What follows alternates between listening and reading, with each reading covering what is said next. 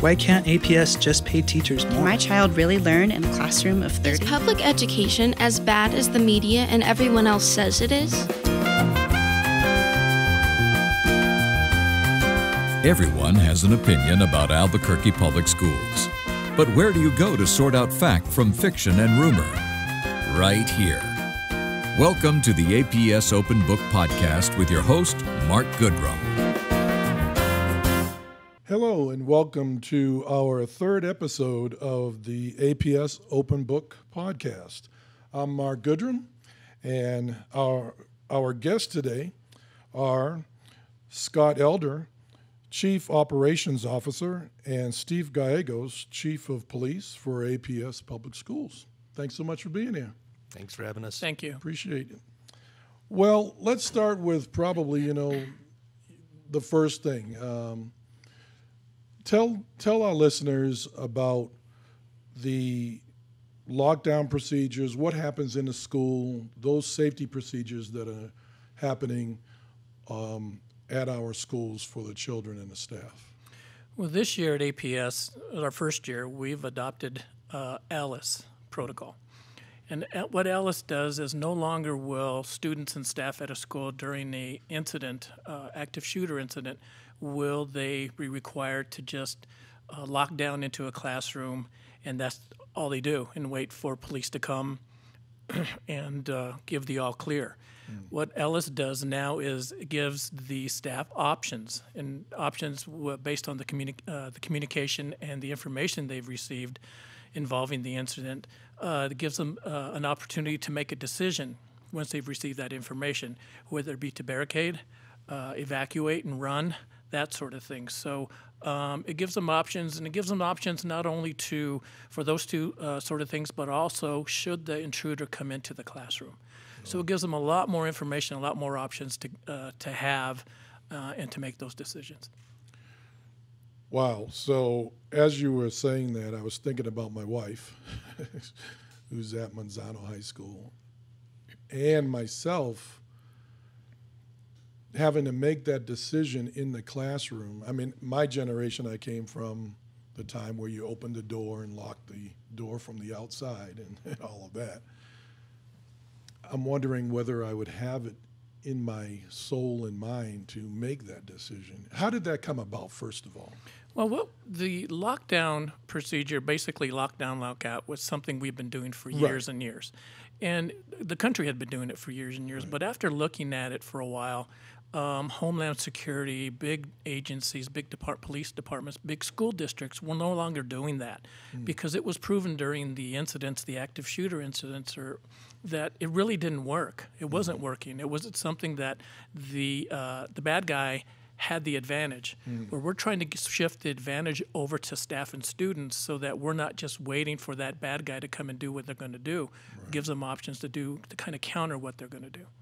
Do the teachers, staff have training to try to help them prepare to have some type of idea in the classroom for the worst case scenario? Yes. The training has started this year. We completed all the schools this school year in training, but we're going to continue training. Training is ongoing. It just continues, just like fire drills. Sure. Fire drill is all the time, while active shooter training is going to be continuous. Yeah. So that sort of answers my question about, my wife. She came home to me and told me that, she felt better about this change because she works with special needs students. And so she felt like, okay, we can sort of decide what we need to do, whether it's through the kids or together and move one way or another. I remember being in the band room, we had a door going outside, and I thought, well, why not just run out that door, maybe that. But the mindset back then was, shelter in place and just hover down behind this wooden door, that kind of a thing. Yeah, in some cases that's still the concept, still to stay in the classroom. If the bad guy's down the hall or in that same building, that decision may be made to, that staff member may decide to go ahead and just shelter in place, may barricade. Sure. And then it's a whole different decision making at that point once they've done that. So It just gives them a lot of options to be able to use and to have should something happen. Yeah. You know, it's unfortunate, but every time one of these incidents occurs around the country, we learn from it. Right. And we learned a lot over the last few years. And the idea of just sheltering wasn't going to work anymore. It was just too much waiting for someone to ride in on a white horse and to save you. One of the big differences, I think, in the ALICE training, you know, that's an acronym. So A is for alert. So you alert people that something's going on, but the I is inform. And the idea is to inform the staff more than perhaps we have in the past. Before you sort of make an announcement and then shelter and wait for something to happen. Now we try to give the staff more information so they can actually make a more informed decision in the room. So if you're in one area of the school and they tell you that the incident's occurring on the other side of the school, it may not make a lot of sense for you to wait for the person to work their way across campus. It may make sense to, like you said, I have a door that takes me right out into the field and I can go across and out the back fence. Well, do it. Take your kids and get them out of there, because removing them from the danger's much more effective. And I think why teachers like it is it gives them a situation where they're going to have more information and some more control over the situation. I think that's probably the worst part about these incidents is the helplessness and the ability of I'm stuck. But now we're trying to put some decision making in the hands of people so that they can make the best decision they can under a very tense situation. And you're right, you know, you don't know how you'll react, and all you can do is practice. And unfortunately, we think about it a lot and talk about it a lot because it's become a new reality. Well, you're jumping ahead on several of my questions there, but no, I appreciate it. Yeah, I think you're right that, and especially talking to some of my colleagues that are still in the schools, giving them this tool to decide on, you know, where I need to go, and as well as the kids, letting the kids have the power to say, hey, you know, let's make this decision on, you know, themselves in that classroom. You know. Well, I think helping certainly the older children can be more involved in that, but you know, situations don't always happen very cleanly. So a child may be in the bathroom, a child may be walking to the nurse's office, and you know, they may, if we train them, well, go back to where you were. We may be having them walk into danger. There's stories that came out of Florida where people who were outside the building when the incident began, following their training and trying to get back in the building. And what we want them to think of now is if something's happening, you know, in front of you, then turn around and leave that area. If something's happening behind you, run away from it. It's okay. They're going to be much safer running away from the situation than trying to find a place to hide around the situation. I remember when we would have these conversations in school, and we talked about to the kids if they were in the restroom and how to proceed there. If you can stay in, if you can barricade, so forth there. So what kind of physical changes to the buildings also that have been taking place? Well, we have 4 focus areas, really. So one thing we wanted to avoid was jumping at the vendors. So immediately after these type of incidents, you get inundated with people who have really high-tech solutions to potentially a low-tech problem. So we're really focusing on things like classroom locks. So we invested $1 million into new locks for all the classrooms that needed it. So some teachers are from an era where you had to reach outside and lock your door from the outside. Now the door's locked from the inside, but there's still fire code applicable. So you can get out, but nobody can get in. And these are pretty heavy-duty locks, so they're good. We're focusing on perimeter fencing. So, you know, our schools are pretty open. We are community schools. We do have a lot of joint use situations with the city for parks, especially at our elementaries. But we've had to start fencing those off so that you just don't have as easy access. Then we're increasing or improving our camera situations. We have we had a lot of old analog cameras. Now we have digital cameras, and they're not everywhere. That one's going to take time, but it gives some increased visibility and helps people see what's going on.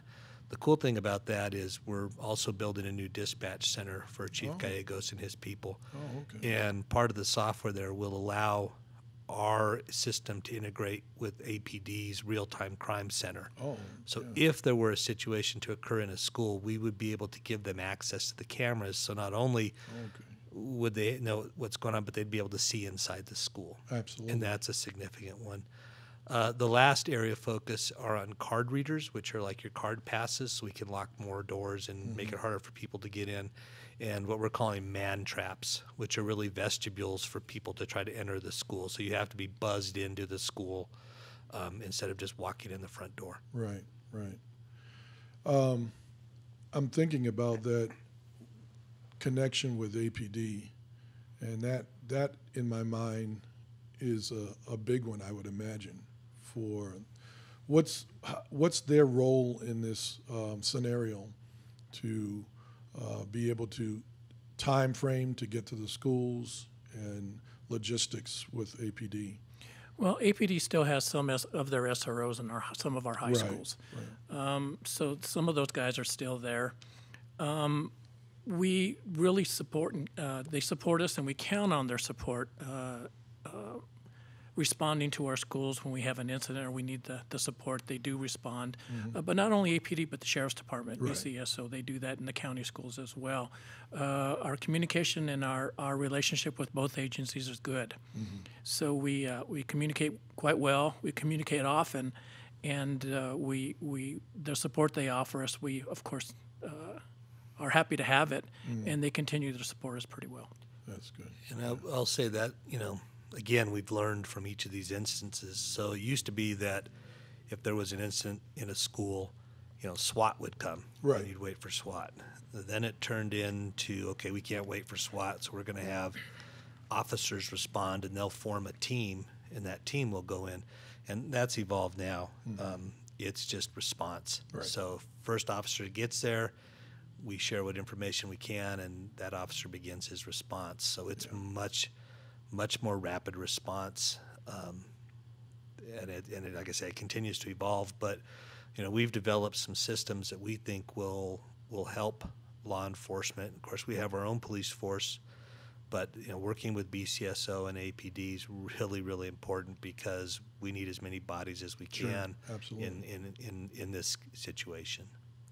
I remember in my teaching career that I don't know if it was Columbine, but I remember the change of seeing in the media that the police didn't wait for SWAT anymore. It was, I'm trying to remember the term, but it was stop the threat. That's what it was.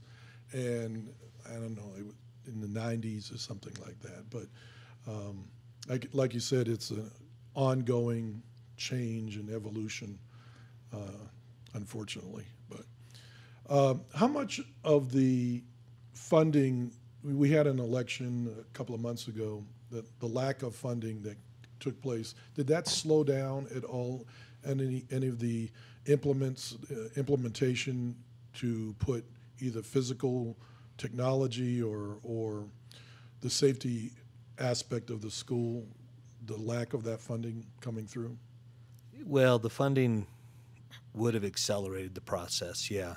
So I don't know that it slowed it, but it definitely keeps us from advancing some of the work that we need to have done. So there's a number of funding sources. We had secured about $6 million in prior elections for security initiatives. Some of that was incorporated and is being used to do this dispatch center and the command center that we need, so we can have this good communication with other law enforcement agencies, and as well to just take care of our facilities on our own. From that, though, we had begun initiatives like the man traps. We had begun the classroom locks. Those don't stop. Okay, so we can spend that money down. In addition to that, the state did authorize through the Public School Facilities Authority $40 million over 4 years that public schools could apply for. Okay. The difficulty with that money is that it's match money. So you have to be able to match what they give you. So some of that $20 million would have been applied to matching those funds, and it helped us spread that out a little further. Because we're a large district, we have some flexibility. We have been able, we asked for $13 million. We were granted 7. Then there's some offsets that have to occur. So we really were given about 3.8. What's happened, and this is, I don't think, a good thing, some of the smaller districts have not been able to meet the match. And so they've had to revert their money. So now I believe we're a little over $4.5 million that we've received from the state that we can match. So there's money that, you know, we'll be able to apply to security. So we're not stopping. We do have funds. We're not completely bereft, but it's just harder because you have to work with more agencies, slows things down a little bit, and you know, and not having the funds immediately available doesn't really allow us to respond as quickly as we'd like. But we're moving forward. And the train keeps going. The train keeps going, right? Every day, schools, you know, schools are open, kids come to school, and you got to have the safety. So we're still working. The pace is what it is. We have 143 schools that we're trying to do. I can say that we started the classroom lock project. Was it last summer? I think last summer. We have 6,900 classrooms that need, you know, locks, and we're almost 60% done. We thought it would take us about 2 years. We're going to probably finish in this summer, so we're going to do it in about a year. So that's going really well. Right. And that seems to be I don't want to say a small thing, but but in the scope of things, a change that was maybe from the layman's point of view myself, that it looks kind of small, but it is a big change to have those doors locked from the inside. It is. It's really important. You know, no longer do teachers or staff have to go outside. They can secure their classrooms from the inside, and that's a big deal. I mean, that's a big deal for the folks in the classrooms. Yeah. Parents. So, talk a little bit about what is the procedure now. My child's at the school, something's going on. How am I supposed to react? What am I supposed to do?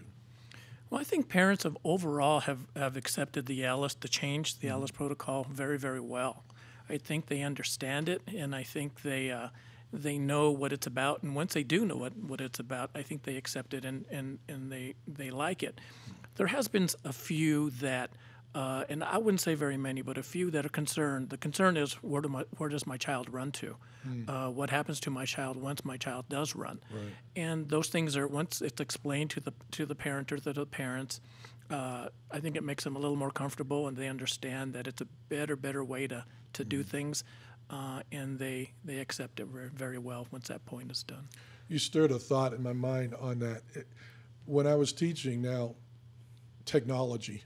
So what happens when I was teaching, the evolution of the cell phone, it was there, but it wasn't as strong as it is now. But with texting and everything else, I mean, the kids run out, they can text their parents or call. How does that play in the scope of things? I think the cell phone today is the major number one source of communication between parents, children, and staff. Sure. I remember some time back getting information about an active shooter situation, not in New Mexico, but elsewhere. And I thought to myself, why are those kids on their cell phones? But it turns out to be a good thing, because that communication is put out there. And when a child decides to run or a child decides to barricade, we know that what's going on. But also it gives the information that is really, really needed during one of these incidents by staff or by parents or even by law enforcement, because we know where they're at and where the bad guy might be. So. Well, and I think we'd be kidding ourselves if we said, don't get on your cell phone. Yeah. I think, and I think parents are going to call and students are going to call their parents. I think the immediate reaction for a parent is go to the school. And I understand why they do that. They need to be realistic. We ask them to stay away, and we do have what we call reunification points that we tell parents you can go to. The reality is, if something significant is to occur at a school, everybody's going to respond. Yeah. You're going to have all hands on deck. You're going to have a ton of law enforcement. You're going to have school people. It's going to be a very difficult scene. And if you have hundreds of parents trying to crowd the scene as well, it's just that much more complex.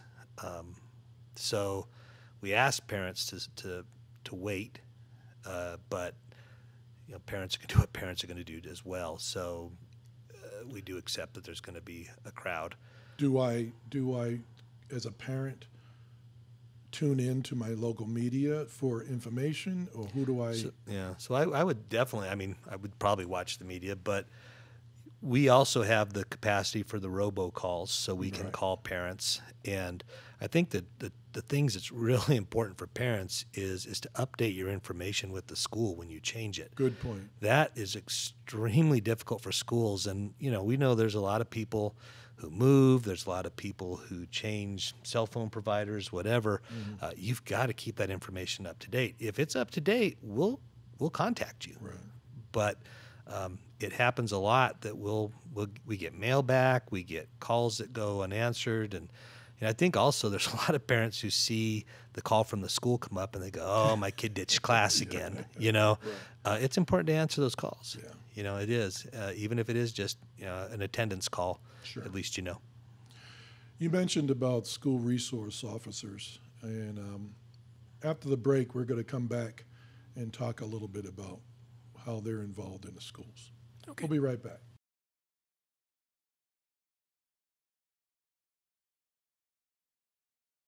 All right, we're back here with Scott Elder, Chief Operations Officer, and Steve Gallegos, Chief of Police for Albuquerque Public Schools. And we're talking about the safety in schools. And I'm Mark Goodrum, and you're listening to the APS Open Book podcast.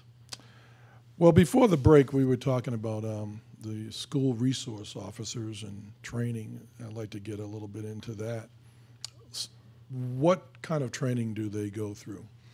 Well, all of our officers are certified through the state of New Mexico, so they're certified officers. Some of the training, an SRO officer is not a typical officer, street officer, that sort of thing. They have to have a better understanding of the kids, the school system, how that works, and understand that children are children, and they're going to do things quite differently than adults, but that's what's to be expected. Sure. The training they need is that of an SRO. First of all, they have to have the state-mandated training, the biennium training that's mandated through the federal government as well as the Law Enforcement Academy up in Santa Fe. And what is that called again? The biennium training. Biennium training. Yeah, that's every 2 years. They have to have certain training as required. On top of that, they have to have a lot of student-staff relationship training, just a lot of training in that area to understand what they need to do. Of course, your firearms training, your legal update training, all that sort of thing. Every August we have a 2 and 3 or possibly 3 day, depending on what the curriculum requires, training when the officers come back from summer break. Mm-hmm. And everything that they need to be updated on is during that time before school starts again. So they cover that. We have people from the DA's office come in, a lot of crisis management type training, mental health training. That's a biggie. Wow. I think that's huge. Really important, and that Yes. takes a large part of that training block time. Right. So just different areas, but it's not your typical training. It's training that needs to be done in order to be in the school. I'm so glad you addressed this, because that's something I know myself and others that I've talked to didn't know. I was under the assumption, they had the same training as the officers out on the street, and that was about it, So that mental health aspect is, I think, a real big part. It's really important. Yeah. I think that's a big part of the whole security Sure. At the schools is understanding the mental health, understanding how to do it and how to act on it. Mm-hmm. So it's really important.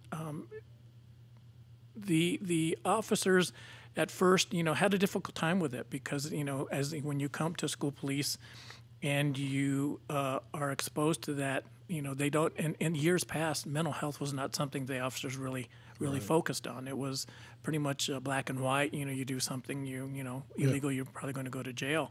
But in the school system, that's not the case. Right. Our focus is not to take people to jail, not to take students to jail, but to understand them.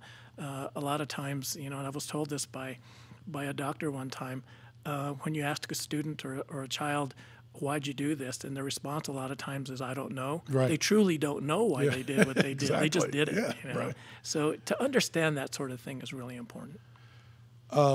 As you were talking, I'm going back in my memory banks of seeing certain officers on campus and their connection with the kids.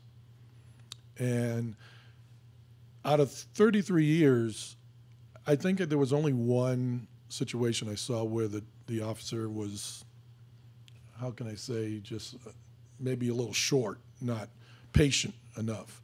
But overall, the officers just interacting with the kids during lunch. I'm not saying being buddies, but just making that personal relationship goes a long way. It does. It goes a long way. Just that trust between the officer and the student is big. The officer's best source of information sometimes is through the students. But just to understand each other, you're right. They can't be best friends. Normally they're not going to be best friends. And, we all have our bad days. Sometimes we're not going to do the exactly enough that, maybe that extra step. But I hope in most cases we do.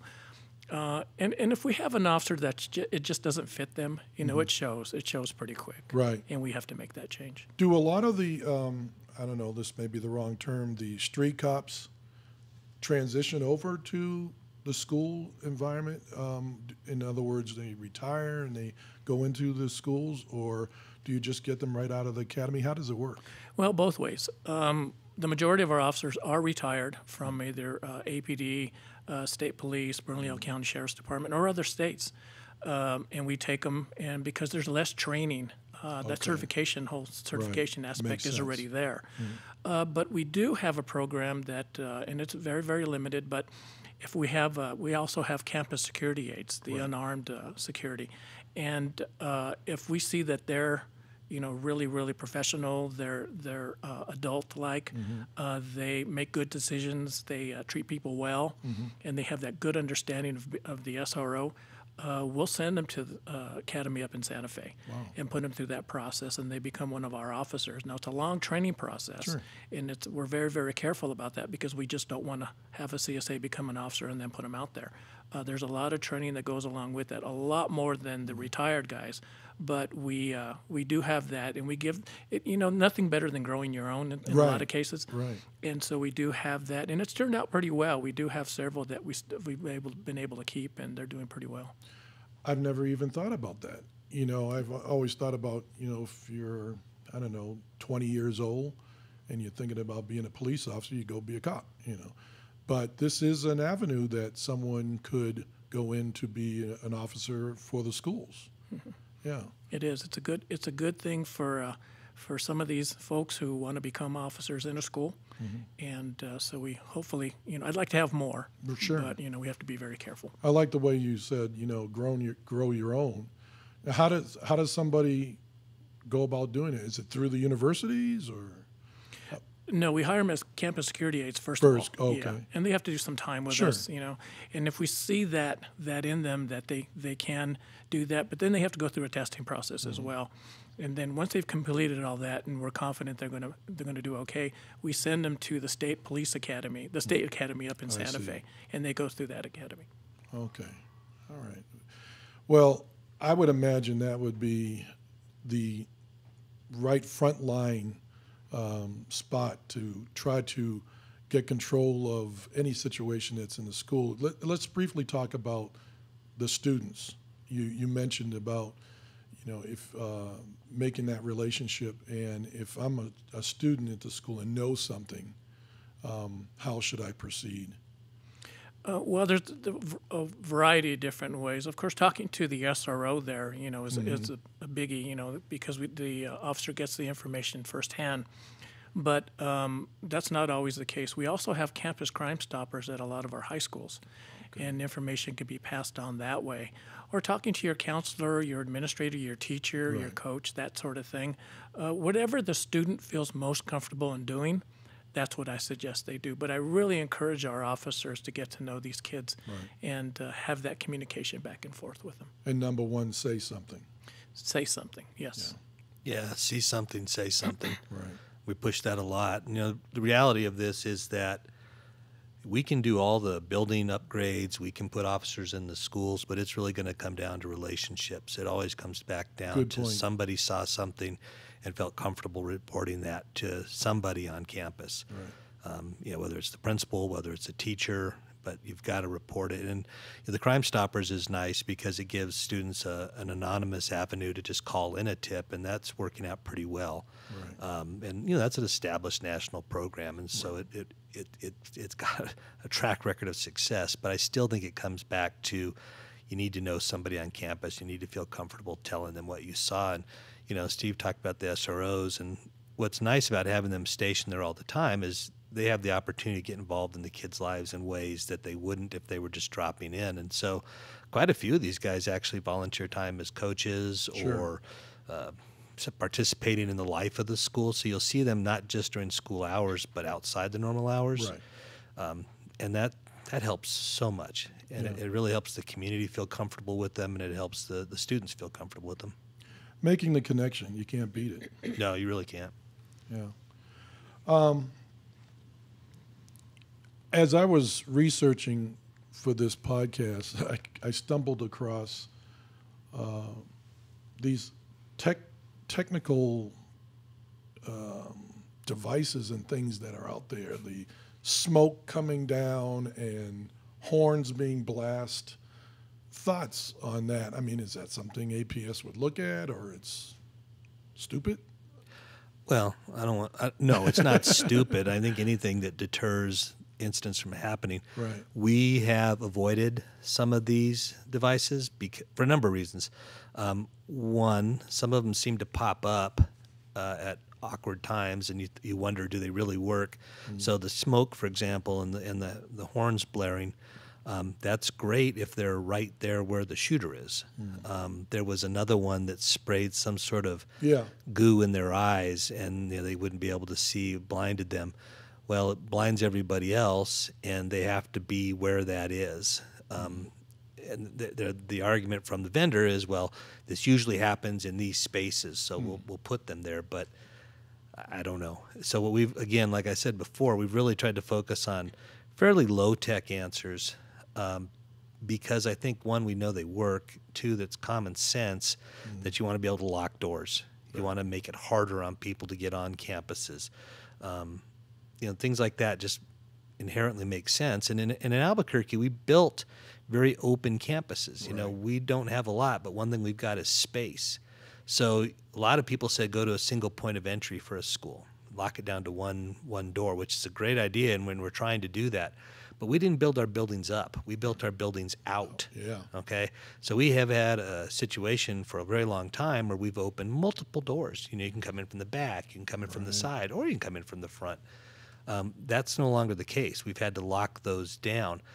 So parents and community members have learned over the years, well, I can go swing around the back, they'll be parking there, and I'll sneak in this back door, right? Well, it doesn't work anymore. But those little steps like that really go a long way to making a physical facility safer. Right. You made me think right out of my band room. The kids would just go out the side door. And during my tenure there was a move to, of course, lock those doors. And so you just have to keep going with the train and change as it evolves. One of the things that was really important to us was talking to teachers and to students.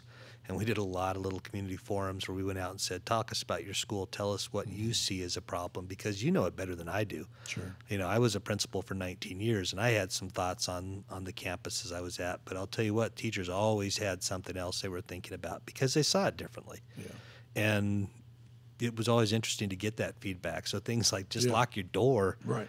which, a lot of people would think, well, duh, but on a school for a long time, keeping your door open, man, you wanted the kids to come in. You didn't want to keep them out. Yeah. It was hard enough to get them there. Yeah. When they did show up, you wanted to be able to get in. So I opened up the back door at Harrison. The horse was in the back and kept it open during rehearsal, But you just have to change. What I really appreciate is what APS has done. We've formed a security committee, and we've assessed and evaluated all school sites for safety. And one of the things that we decided, and what I thought was really, really good, is that we just didn't go out and do things as a knee-jerk reaction.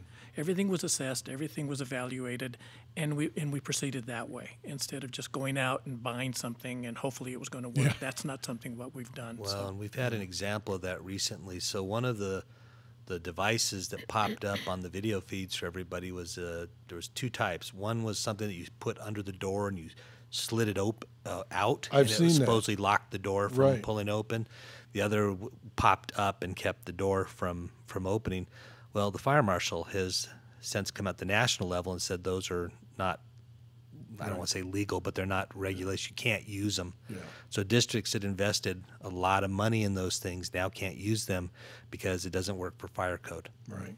And so that was sort of our concern was, there's some exciting looking things coming out, but what problems do they create? Right. So what can we focus on initially, the things we know will work and won't be a problem? Right. And continue to work. We'll have new things come in, and we're not avoiding high-tech solutions. I think, the camera systems being able to integrate with APD, better dispatch, better communications, even at the school level. What do we do to make the school be able to communicate using our phone systems better? What are the softwares that we can utilize to really increase that? Another example of maybe of a more high-tech solution that people may not think about is we used to have these big notebooks that we would give APD that had maps of our school. And theoretically, if you got called to a school, you had to get the notebook, open it up, find the school, find the floor maps. You had an idea of where you were going. We've put those in an electronic format now, so if first responders are called to an event, we can send them a code. They log into a site, and the whole floor plan comes up, and it has everything they need as far as exit routes, emergency exits, reunification points, gas shut off, water shut off. Wow. And these are things we really don't want generally in the public to get out. Right. So they're actually secured on the site. And after the event's over, the site locks down and even the first responders don't have access to it any longer. So, that's a nice response effort, makes information very readily available, and we can control it. You want the best bang for the buck. Right. Yeah, makes sense. We've been talking about active, shooters and things like that. Let's talk a little bit about now. My wife and I were driving around this weekend, crossing guards. And, okay, sorry. But first of all, as a middle school teacher, former, how come we don't have crossing guards at the middle school? Is it a money thing? That's an interesting question. So I need to remind your listeners that the city of Albuquerque manages the crossing guards. And the rationale for that is that the city streets are the city streets. Public safety is a function of local government. We work with the city very hard on this. I think there's a couple of reasons that the middle schools don't have crossing guards. But I think the majority of it is probably coming down to funding and a lack of available people applying for these jobs. Good point. My understanding is that we struggle to find people to take these jobs as it is. And so where do you want to, again, you talk about bang for your buck, where does your focus have to be? It has to be on the younger children that are still learning how to cross streets safely or harder to see. I was a middle school principal for 6 years, and I firmly believed that my students could cross the street. I also know they were middle school and sometimes made poor decisions. And drivers in Albuquerque sometimes make poor decisions. Okay. But I think if the funding were there and if there were people to fill those positions, I think those would exist. But I think that's been the big problem. And that's kind of irritates me because this is something that one of the reasons why I thought about the podcast is that Albuquerque Public Schools is the community, and the community in Albuquerque is Albuquerque Public Schools. And this is an area where we as a group of people can address. I mean, you have retired people out there that could help and come out and watch the children and lend a hand when needed. But like you said, it's an ongoing thing, and we have to, solutions are out there. We just have to keep thinking about it. Yeah, I don't know who the city hires. My suspicion is they're mostly retired people. But I mean, you really think about that job. It's kind of a tough job. It is. You know, you got to get up really early in the morning, and it's rain, snow, wind, beautiful weather, sometimes all in one day. And you're dealing with the drivers. That's right. And it's twice a day. You know, you got to get up early in the morning, then come back in the middle of the afternoon. So there's, I think the times are somewhat tricky, but I agree that it's something as a community we could solve, and I think we have solved to a point. It's just hard. There's 143 schools. And that's a lot of crosswalks. Yeah, that is. Okay, so we're going to wrap things up here, but I did want to take this last, and I thank you so much for being here. I really do appreciate it. You've got a rough job. I would not want to do it. But before we close off, I wanted to just pick your brains about growing up. I think you and I are about the same age, and growing up, the first shooting thing that I saw was on TV was the towers, the Texas Tower, 1966, I think it was, somewhere in there. Is this not just a new normal, or how in the world did we get here? You ever? I mean, this is your job. You ever think about our country just turned around all of a sudden, and now I'm talking to my kids about this in my band room. How did we get here? That's not an easy one to answer. I don't mean to put you on the spot, but I'm crying. You know what I mean? I'd like to know and talk to somebody to give me your thoughts on. I blinked my eye. You know what I'm saying? I blinked my eye, and all of a sudden we're worried about somebody coming into school. You know, we certainly have had this conversation over the years as educators, and how did we get here? I was a dean of students when Columbine happened, and they had a video that came out afterwards, and they said there are so many shootings in the United States every year at schools, and the number was 140 a year, and I thought, well, I've never heard of this, and of course they also added that usually the first person shot is the dean, which at that time was somewhat unnerving, but I think we hear about it more. I think there's a huge media emphasis on it, and there should be. We should be talking about this, and we should be aware of it. And I think there's been a proliferation of young people that unfortunately are being raised by other children and sometimes have to make decisions on their own and have access to weapons and sometimes see that as a solution. And it's not one answer. It's not just one answer. And we were talking about the mental health issues and the need for more services, and it kind of goes back to that concept of relationships. As a country, I think we've got a lot of broken relationships. Yeah, you got that right.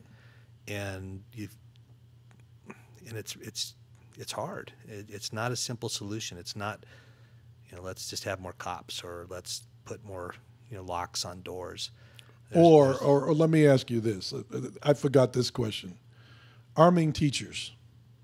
Yeah, I don't agree with that. I'm not in favor of more guns on campuses. Yeah, no. I don't think more guns on campuses is the answer. And if they are, that's got to be certified, trained people. It's not Mrs. Smith down the hall. It's got to be certified people. When I heard that the first time, what came to my mind was when I went to school, I was being trained to nurture and to reach out and care for kids, and in a medium of music and so forth. To change my way and rewire my brain when something is happening in the school, it just isn't going to happen like that. And for a lot of teachers, I think it's the same way, too. Yeah, I don't see teachers being a great line of defense. I'm sure there's some people out there, maybe ex-military, that have that in them. But we are, as educators, we were trained to love and protect and care, and it would just be really hard to see them, reaching for guns to start firing at a child, right? And it's just hard to really envision that working out in a positive way. And I think the mental health aspect is huge. I mean, I think that's where it starts. I really do. I think APS has done a lot in that area. That whole threat assessment process has really, really improved, and it's something that we all are involved in. But that whole mental health aspect is I think, the first step. Yeah, and the idea of having community schools with wraparound services that extend beyond just the students in the school but into the family is really, I think, ultimately will have a huge impact on the community. When you can go someplace and get help and be supported, that in and of itself has got to make people feel a little more secure. What keeps you up at night? The unknown, the next day. And I do think about it often. We've been very, very fortunate at APS, but we've worked hard, and we continue to work hard. But you can't slow down. Everything has to be considered. Everything has to be looked into. We really need to continue this process and even more. Yeah, that's fair. I think just being worried about, are we doing enough to communicate with people, and are we open enough for communication? I had a football coach that told me once that, he said, great, my job security is dependent on the decision-making of 15 and 16-year-olds. And that was kind of funny.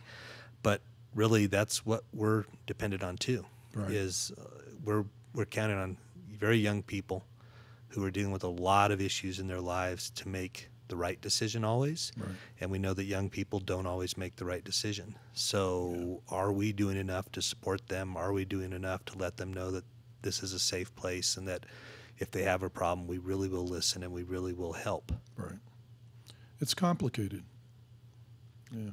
A lot of issues, a lot of areas. Well, God bless you. And I really sincerely thank you guys for what you do. As a teacher, I never really thought of you guys at all. I never really thought of what was happening at the towers and to keep us safe. Myself pretty much, complained. But, our band room got broken into, this is years ago at Grant. And when it did, we got some instruments taken and so forth. But my point is that I really didn't think about what the district was doing at that time. And even when tragedies happened around the country, I just was really thinking about my classroom and the kids and how I could protect them, And I think going back to the locks, I just think that's a game changer there. So. Well, here's the good news. You may not be thinking about us, but we're thinking about your classroom every day. Yeah, well, we appreciate it, man. I really do sincerely say that. For a person that has, a loved one still in the system, my wife, and you guys have done a great job because, we've all through 3 decades of my teaching and continuing on, you've really kept it going and kept us safe, and I do thank you for that. And people before you and the people ahead, moving forward. While we're thanking people, we want to thank our listeners and viewers for tuning in to this episode. And don't forget, you can download this podcast from your favorite areas on the internet, iTunes and Stitcher and so forth. We want to thank you so much for taking the time to tune in and listen. I think it was a good conversation and something that needed to be talked about, and people can listen. Thank you to APS Media Office and Kevin Arturo our program director, and of course, KANW. With that, this has been Mark Goodrum with the APS Open Book podcast, and we'll see you next month. And until then, always keep smiling. This podcast is produced by Albuquerque Public Schools and KANW Public Radio. Special thanks to KANW Program Director Kevin Otero. Stay tuned for more meaningful conversation in the months ahead.